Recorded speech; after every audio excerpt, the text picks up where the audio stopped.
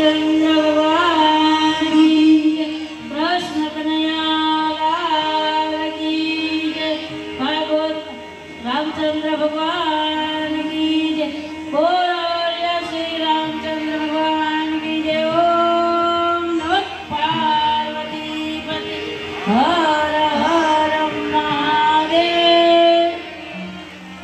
આજ આપણે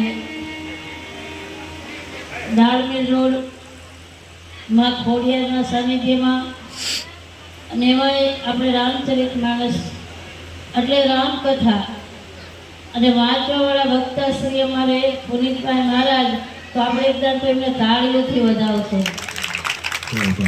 કારણ કે હકીકતમાં પુનિતભાઈ છે એ મહારાજ ગામના છે અને ગામનું ગૌરવ હોય બધાને ખુશી થાય, કારણ કે હંમેશા માટે કહેવત છે કે ગામ ઊંટ મરે ને તો મારવાડ આમ જોવે, એમ સમ થઈ જાય ને તો ગામ સામું તો એનો પ્રીત ભાવ રહે જ છે, કારણ કે ગામ એ ગામ છે।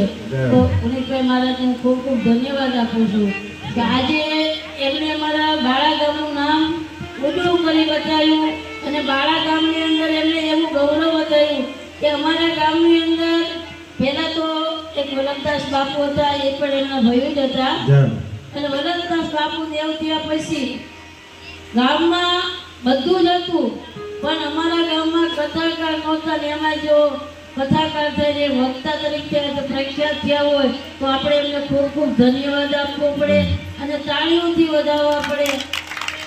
જીવનની અંદર હંમેશાની માટે કંઈક પામવા માટે કંઈક ખોવું પડે છે, તો આજે એમને જે પુરુષાર્થ કરી અને પોતાના જીવનને ધન્યતા અનુભવ્યો એ ખૂબ ખૂબ ધન્યવાદરૂપ છે।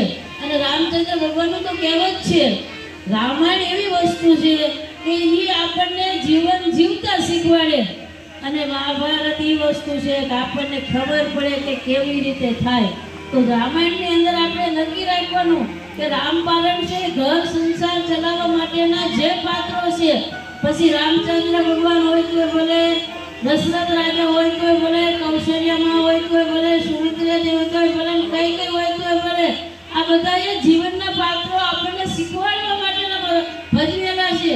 તો આજે તમારા સાનિધ્યમાં જે રામપારણ બેઠી છે ને એ તમારા માટે ખૂબ ખૂબ ધન્યવાદ રૂપ છે। અને એમાં વૈશાખ મહિનો અમારે શંકરદેવ બાપુની જે પુણ્યતિથિ આપણા માટે ખૂબ ખૂબ ધન્યવાદ કહેવાય, આવો લાભ। અને એમાં આપણે જો અત્યારનું આવી પોઝિશન હોય અને સરકારે મહારાજ આવા ઉઘાડ કરી અને આપણને જે શાસ્ત્ર જ્ઞાનનો અનુભવ કરાવતી તો આપણા માટે ખૂબ ખૂબ ધન્યવાદ હોય છે। અને રામાયણમાં કહેવત છે, સરળ સ્વભાવ નમન કુટિલાઈ યથાલાભ સંતોષ સદાય।